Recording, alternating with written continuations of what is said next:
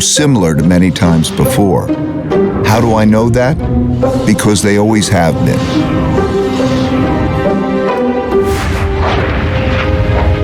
Over my roughly 50 years of global macroeconomic investing, I've learned the hard way that the most important events that surprised me did so because they never happened in my lifetime. These painful surprises led me to study the last 500 years of history for similar situations, where I saw that they had indeed happened many times before, with the ups and the downs of the Dutch, British, and U.S. empires. And every time they did, it was a sign of the changing world order. This study taught me valuable lessons that I'm going to pass along to you here in a distilled form. You can find the comprehensive version in my book, Principles for Dealing with the Changing World Order.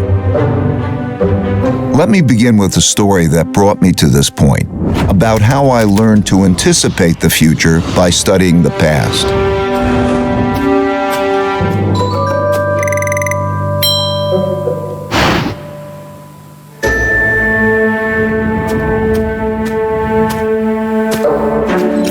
In 1971, when I was a young clerk on the floor of the New York Stock Exchange, the United States ran out of money and defaulted on its debts. That's right, the U.S. ran out of money. How? Well, back then, gold was the money used in transactions between countries. Paper money, like the dollar, was like checks in a checkbook in that it had no value other than it could be exchanged for gold, which was the real money. At the time, the United States was spending a lot more money than it was earning by writing a lot more of these paper money checks than it had gold in the bank to exchange for them. As people turned these checks into the bank for gold money, the amount of gold in the U.S. started to dwindle. It soon became obvious that the U.S. couldn't keep its promises for all the existing paper money, so people holding dollars rushed to exchange them before the gold ran out. Recognizing that the U.S. was going to run out of real money, on Sunday evening, August 15th, President Nixon went on television to tell the world that the U.S. was breaking its promise to let people exchange their dollars for gold. Of course, he didn't say it that way. He said it more diplomatically, without making it clear that the United States was defaulting. The strength of a nation's currency is based on the strength of that nation's economy. And the American economy is by far the strongest in the world. Accordingly, I have directed the Secretary of the Treasury to take the action necessary to defend the dollar against the speculators. I have directed Secretary Connally to suspend temporarily the convertibility of the dollar into gold or other reserve assets, except in amounts and conditions determined to be in the interest of monetary stability and in the best interest of the United States. I watched in awe, realizing that money as we understood it was ending. What a crisis. I expected the stock market to plunge the next day, so I got on the exchange floor early to prepare. When the opening bell rang, pandemonium broke out, but not the kind I expected. The market was up, way up, and went on to rise nearly 25%. That surprised me because I never experienced a currency devaluation before. When I dug into history, I discovered that the exact same thing happened in 1933 and had the exact same effect. Then paper dollars were also linked to gold, which the U.S. was running out of because it was spending more paper money checks than it had gold to exchange for them. And President Roosevelt announced on the radio that he would break the country's promise to exchange dollars for gold. It was then that I issued the proclamation providing for the National Bank holiday. And this was the first step in the government's reconstruction of our financial and economic fabric. The second step, last Thursday, was the legislation promptly and patriotically passed by the Congress, confirming my proclamation and broadening my powers so that it became possible, in view of the requirement of time, to extend the holiday and lift the ban of that holiday gradually in the days to come. This law also gave authority to develop a program for facilitation. In both cases, breaking the link to gold allowed the U.S. to continue spending more than it earned, simply by printing more paper dollars. Since there was an increase in the number of dollars without an increase in the country's wealth, the value of each dollar fell. As these new dollars entered the market, without a corresponding increase in productivity, they went to buy lots of stocks, gold, and commodities, and hence caused their prices to rise. As I studied more history, I saw that the exact same thing happened many, many times before. I saw that since the beginning of time, when governments spent much more than they took in taxes, and conditions got bad, they ran out of money and they needed more. So they printed more, a lot more, which made its value fall and made the prices of most everything, including stocks, gold, and commodities, rise. That's when I first learned the principle that when central banks print a lot of money to relieve a crisis, buy stocks, gold, and commodities, because their value will rise and the value of paper money will fall. This printing of money is also what happened in 2008 to relieve the mortgage-driven debt crisis, and in 2020 to relieve the pandemic-driven economic crisis, and it almost certainly will happen in the future. So I suggest that you keep this principle in mind. These experiences gave me another principle, which is to understand what is coming at you, you need to understand what happened before you. That principle led me to study how the Roaring '20s bubble turned into the 1930s depression, which gave me the lessons that allowed me to anticipate and profit from the 2007 bubble, turning into the 2008 bust. All these experiences led me to develop an almost instinctual urge to look to the past for similar situations, to learn how to handle the future well. Changing orders.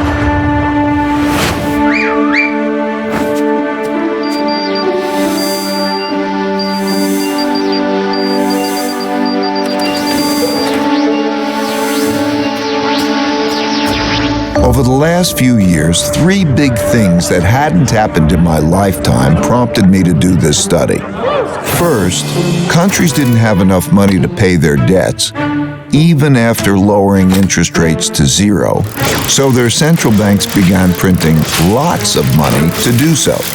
Second, big internal conflicts emerged due to growing gaps in wealth and values. This showed up in political populism and polarization between the left, who want to redistribute wealth, and the right, who want to defend those holding the wealth. And third, increasing external conflict between a rising great power and the leading great power, as is now happening with China and the United States. So I looked back. I saw that all these had happened together before, many times, and nearly always led to changing domestic and world orders. The last time this sequence happened was from 1930 to 1945. What exactly is an order, you might ask? It's a governing system for people dealing with each other. There are internal orders for governing within countries, typically laid out in constitutions. And there is a world order for governing between countries, typically laid out in treaties. Internal orders change at different times than world orders, though whether within or between countries, these orders typically change after wars. Civil wars within countries, international wars between countries. They happen when revolutionary new forces defeat weak old orders. For example, the U.S. internal order was laid out in the Constitution in 1789 after the American Revolution, and it is still operating today, even after the American Civil War. Russia got rid of its old order and established a new one with the Russian Revolution in 1917, which ended in 1991 with a relatively bloodless revolution.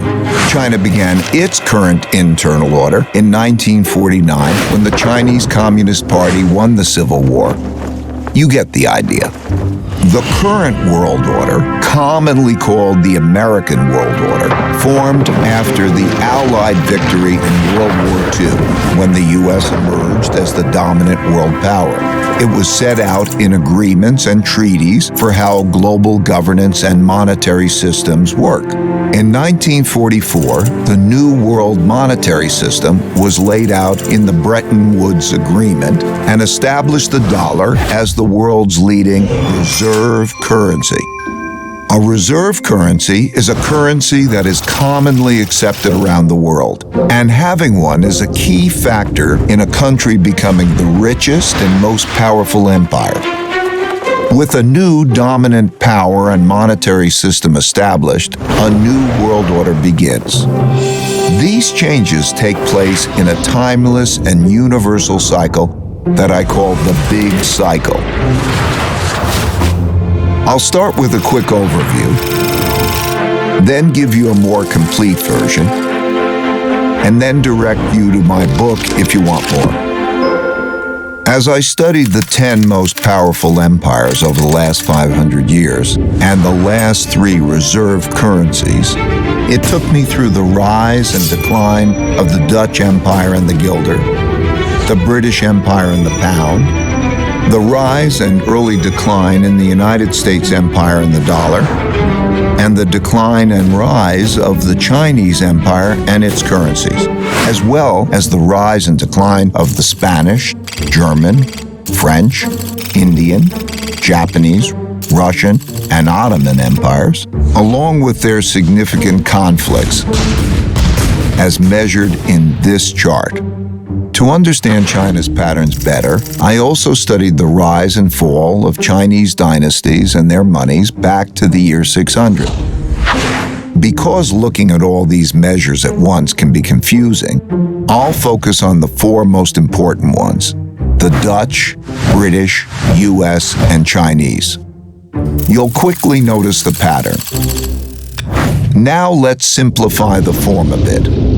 As you can see, they transpired in overlapping cycles that lasted about 250 years, with 10 to 20-year transition periods between them. Typically, these transitions have been periods of great conflict because leading powers don't decline without a fight. So how am I measuring an empire's power? In this study, I used 8 metrics. Each country's measure of total power is derived by averaging them together. They are education, inventiveness and technology development, competitiveness in global markets, economic output, share of world trade, military strength, the power of their financial center for capital markets, and the strength of their currency as a reserve currency. Because these powers are measurable, we can see how strong each country is now, was in the past, and whether they're rising or declining. By examining the sequences from many countries, we can see how a typical cycle transpires. And because the wiggles can be confusing, we can simplify it a bit to focus on the pattern of cause-effect relationships that drive the rise and decline of a typical empire. As you can see, better education typically leads to increased innovation and technology development, and with a lag, the establishment of the currency as a reserve currency. You can also see that these forces then declined in a similar order, reinforcing each other's decline. Let's now look at the typical sequence of events going on inside a country that produces these rises and declines. In a nutshell, the big cycle typically begins after a major conflict, often a war, establishes the new leading power and the new world order. Because no one wants to challenge this power, a period of peace and prosperity typically follows. As people get used to this peace and prosperity, they increasingly bet on it continuing. They borrow money to do that, which eventually leads to a financial bubble. The empire's share of trade grows, and when most transactions are conducted in its currency, it becomes a reserve currency, which leads to even more borrowing. At the same time, this increased prosperity distributes wealth unevenly, so the wealth gap typically grows between the rich haves and the poor have-nots. Eventually, the financial bubble bursts, which leads to the printing of money and increased internal conflict between the rich and the poor, which leads to some form of revolution to redistribute wealth. This can happen peacefully or as a civil war. While the empire struggles with this internal conflict, its power diminishes relative to external rival powers on the rise. When a new rising power gets strong enough to compete with the dominant power that is having domestic breakdowns, external conflicts, most typically wars, take place. Out of these internal and external wars come new winners and losers. Then the winners get together to create the new world order, and the cycle begins again. As I looked back, I saw that these cause and effect relationships drove the cycles of rises and declines all the way back to the Roman Empire. I saw how the stories of each one of these cycles blended together with others before, during, and after, in the same way as each individual story blends with others to make the epic 500-year story that is our collective history. And like human life cycles, no two are exactly the same, but most are similar. They're driven by logical cause and effect relationships that progress through stages from birth to strength and maturity to weakness and inevitably decline. However, that's like saying a person's life cycle takes 80 years on average, without recognizing that many are much shorter and many are longer. While age can be a good indicator of future longevity, a better way is to look at health indicators. One can do that with empires and their vital signs too. I found that by watching the indicators of power change, I was able to see what stage a country was in, which helped me to anticipate what was likely to come next. Now, I'll take you through the big cycle in more detail. Give me 20 minutes and I'll give you the last 500 years of history and show you the similar patterns across the Dutch, British, US, and Chinese empires. 500 years of big cycles.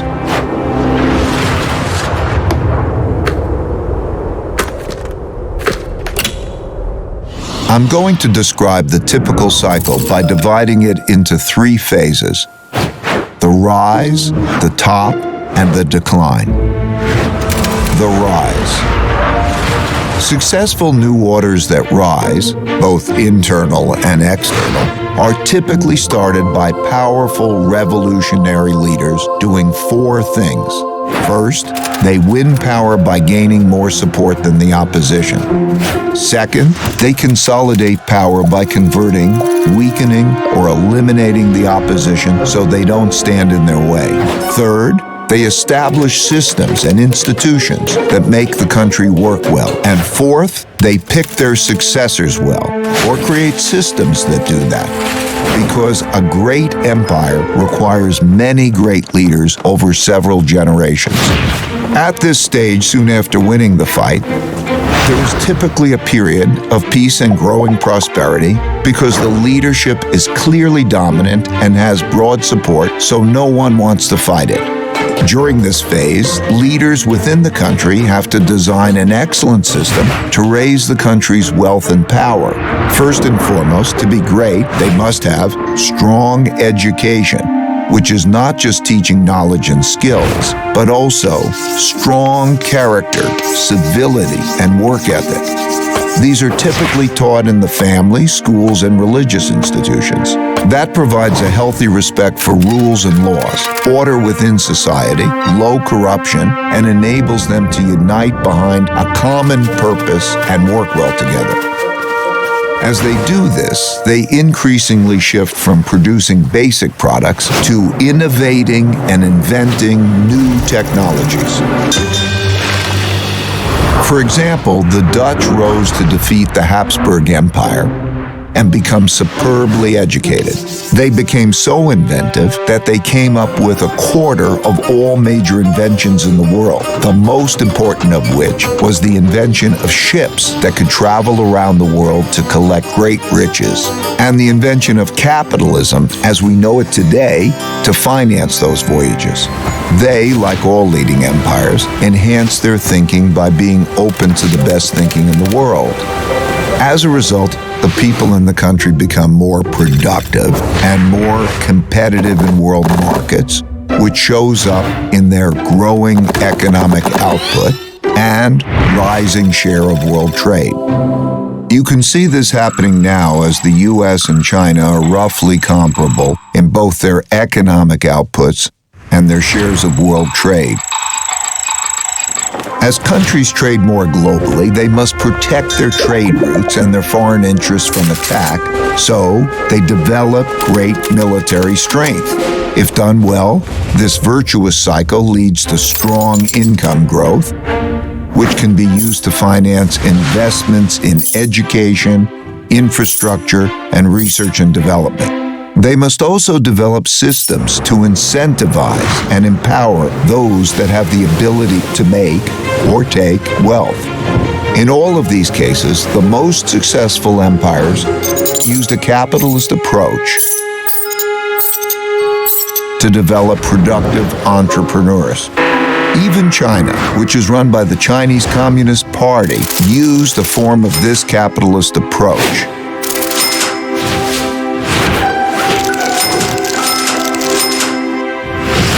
Deng Xiaoping, when asked about this, said, "It doesn't matter if it's a white cat or a black cat, as long as it catches mice.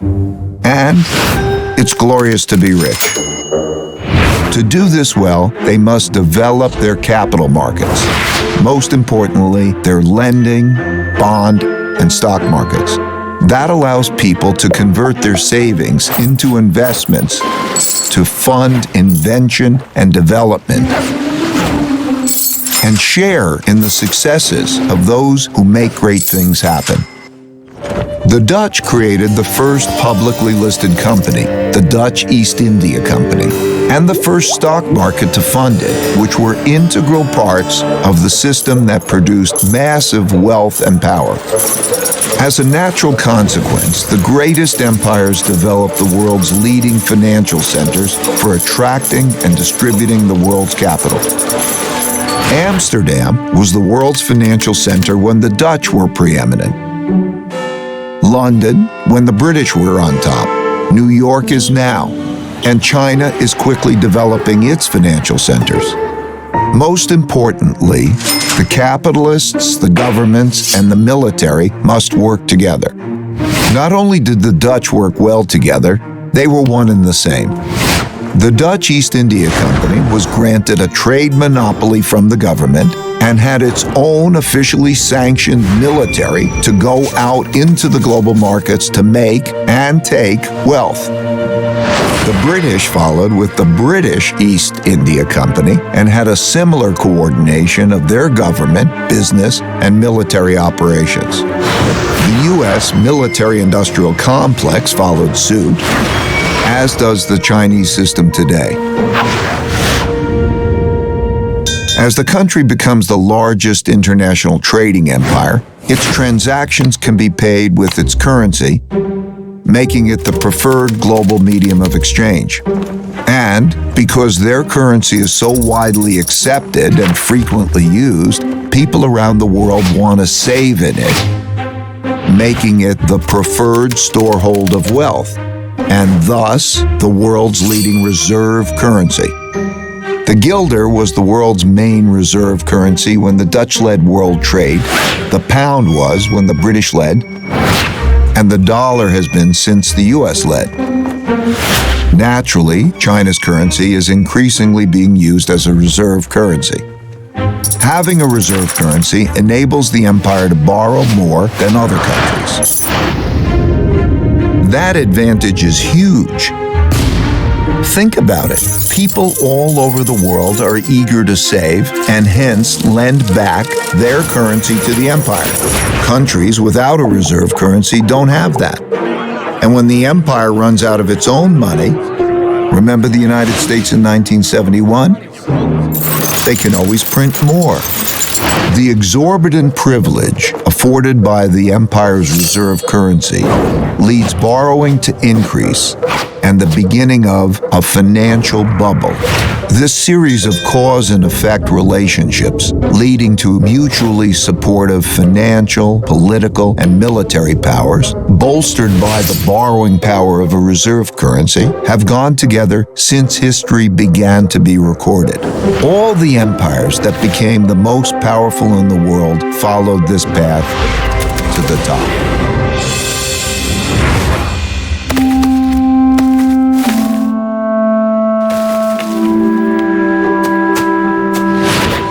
While in the top phase, most of these strengths are sustained, embedded within the fruits of their success are the seeds of their decline.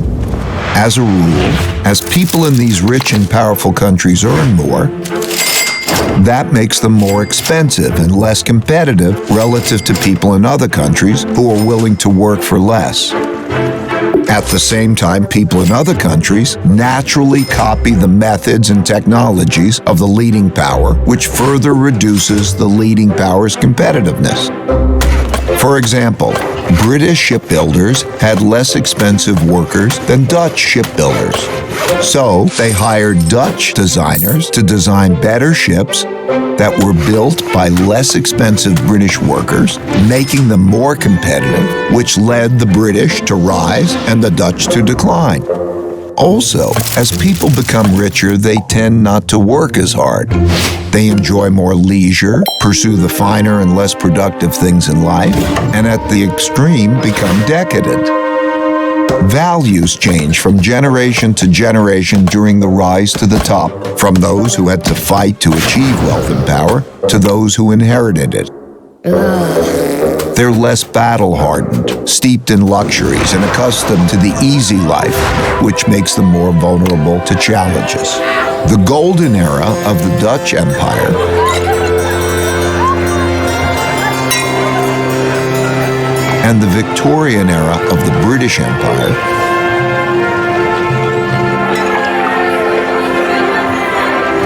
were such high prosperity periods like this. As people get used to doing well, they increasingly bet on the good times continuing and borrow money to do that, which grows into financial bubbles.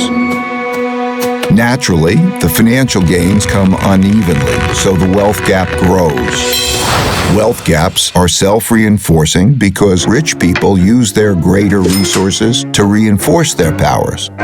For example, they give greater privileges to their children, like better education, and they influence the political system to their advantage. This causes the gaps in values, politics, and opportunities to grow between the rich haves and the poor have-nots. Those who are less well off feel the system is unfair, so resentments grow. But as long as the living standards of most people are still rising, these gaps and resentments don't boil over into conflict. Having the world's reserve currency inevitably leads to borrowing excessively and contributes to the country building up large debts with foreign lenders. While this boosts spending power over the short term, it weakens the country's financial health and weakens the currency over the long term. In other words, when borrowing and spending are strong, the empire appears very strong, but its finances are in fact being weakened. The borrowing sustains the country's power beyond its fundamentals by financing both domestic overconsumption and international military conflicts required to maintain the empire. Inevitably, the cost of maintaining and defending the empire becomes greater than the revenue it brings in, so having an empire becomes unprofitable. For example, the Dutch Empire overextended around the world and fought war after increasingly expensive war with the British and other European powers to protect its territory and trade routes. The British Empire similarly became massive, bureaucratic, and lost its competitive advantages as rival powers, particularly Germany, soared, leading to an increasingly expensive arms race and world war. The U.S. has spent about $8 trillion on foreign wars and their consequences since September 11, and trillions more for other military operations and for supporting military bases in 70 countries. And it still isn't spending enough to support its military competition with China in the area around China. In this cycle, the richer countries eventually get deeper into debt by borrowing from poorer countries that save more. It's one of the early signs of a wealth and power shift. This started in the United States in the 1980s when it had a per capita income 40 times that of China's and started borrowing from Chinese who wanted to save in dollars because the dollar was the world's reserve currency. Similarly, the British borrowed a lot of money from its much poorer colonies, and the Dutch did the same at their top. If the empire begins to run out of new lenders, those holding their currency begin to look to sell and get out rather than to buy, save, lend, and get in.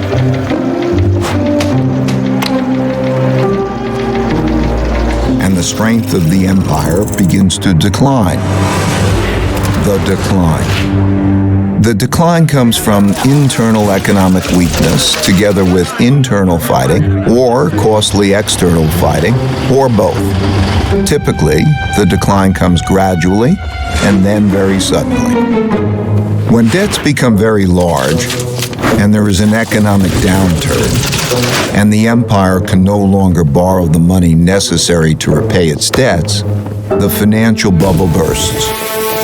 This creates great domestic hardships and forces the country to choose between defaulting on its debts or printing a lot of new money. It always chooses to print a lot of new money. At first gradually, and eventually massively. That devalues the currency and raises inflation. For the Dutch, this was the financial crisis brought about by financial excesses and paying for the Fourth Anglo-Dutch War. Similarly, for the British, it was paying for its financial excesses and its debts from the two world wars. And for the U.S., it's been 3 cycles of debt finance booms and busts since the 90s, with the central bank stepping in each time with stronger measures. When the government has problems funding itself, when there are bad economic conditions, and living standards for most people are declining, and there are large wealth, values, and political gaps, internal conflict between the rich and the poor, as well as different ethnic, religious, and racial groups, greatly increases. This leads to political extremism that shows up as populism of the left or the right. Those of the left seek to redistribute the wealth, while those of the right seek to maintain the wealth in the hands of the rich. Typically, during such times, taxes on the rich rise, and when the rich fear their wealth and well-being will be taken away, they move to places, assets, and currencies they feel safer in. These outflows reduce the empire's tax revenue, which leads to a classic, self-reinforcing, hollowing out process. When the flight of wealth gets bad enough, governments outlaw it. Those seeking to get out begin to panic. These turbulent conditions undermine productivity, which shrinks the economic pie and causes more conflict about how to divide the shrinking resources. Populist leaders emerge from both sides and pledge to take control and bring about order.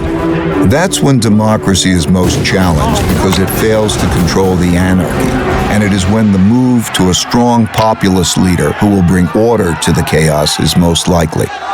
As conflict within the country escalates, it leads to some form of revolution or civil war to redistribute wealth and force the necessary big changes. This can be peaceful and maintain the existing order, but it's more often violent and changes the order. For example, the Roosevelt Revolution to redistribute wealth was relatively peaceful and maintained the existing internal order, while the French Revolution, the Russian Revolution, and the Chinese Revolution were much more violent and led to new internal orders. This internal conflict makes the empire weak and vulnerable to rising external rivals who, seeing this domestic weakness, are more inclined to mount a challenge. This raises the risk of great international conflict, especially if the rival has built up a comparable military. Defending oneself and one's empire against rivals requires great military spending, which has to occur as domestic economic conditions are deteriorating and the empire can least afford it. Since there is no viable system for peacefully adjudicating international disputes, these conflicts are typically resolved through tests of power. As bolder challenges are made, the leading empire is faced with the difficult choice of fighting or retreating. Fighting and losing is the worst outcome, but retreating is bad too, as it cedes progress to the rival and signals that the empire is weak to those countries that are considering which side to be on. Poor economic conditions cause more fighting for wealth and power, which inevitably leads to some kind of war. Wars are terribly costly. At the same time, they produce the tectonic shifts that realign the new orders to the new realities of wealth and power in the world. When those holding the reserve currency and debt of the declining empire lose faith and sell them, that marks the end of its big cycle. Of the roughly 750 currencies that existed since 1700, less than 20% now exist, and all of them have been devalued. For the Dutch, this happened after their defeat in the Fourth Anglo-Dutch War, when they weren't able to repay the massive debts they built up during it. This led to a run on the Bank of Amsterdam and a desperate sell-off, forcing massive money printing, which devalued the currency and the empire into irrelevance.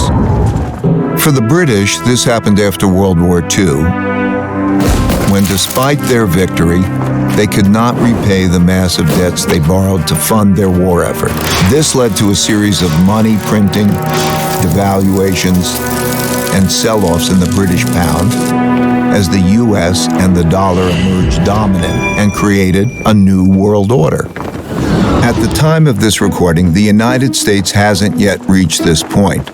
While it has massive debt, spends more than it earns, and funds this deficit with more borrowing and printing huge amounts of new money, the big sell-off in dollars and dollar debt hasn't yet begun. And while there are great internal and external conflicts occurring for all the classic reasons, they've not yet crossed the line to become wars. Eventually, out of these conflicts, whether they're violent or not, come new winners who get together and restructure the losers' debts and political systems and establish the new world order. Then the old cycle and empire ends and the new one begins, and they do it all over again. That's a lot of detail I just threw at you to paint a picture of how the typical big cycle transpires. Of course, not all of them transpire in exactly this way, but most largely do, so much so that it seems like the stories of rises and declines stay essentially the same, and the only things that change are the clothes the characters wear and the technologies they use. So, Where are we heading?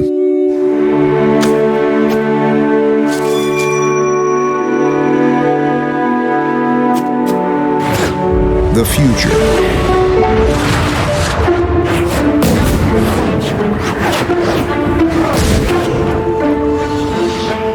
Most empires have their time in the sun and inevitably decline. Reversing a decline is difficult because that requires undoing a lot that's already been done, but it's possible. By looking at these indicators, it's pretty easy to see which stage of the big cycle an empire is in, how fit it is, and whether its condition is improving or worsening, which can help one estimate how many years it has left. Still, these estimates aren't precise, and the cycle can be extended if those in charge pay attention to their vital signs and improve them. For example, knowing that a person is 60 years old, how fit they are, whether they smoke or not, and a few other basic vital signs, one can estimate the person's longevity. One can do that with empires and their vital signs too. It won't be precise, but it will be broadly indicative and give clear direction on steps to take to increase longevity. It's most often the case that a nation's greatest war is with itself over whether or not it can make the hard decisions needed to sustain success. As for what we need to do, it comes down to just two things: earn more than we spend and treat each other well. All other things I mentioned, strong education, inventiveness, being competitive, and all the rest, are just ways of getting at these two things. It's easy to measure if we're doing them. So like people who want to get fit, let's get on the program and improve our vitals.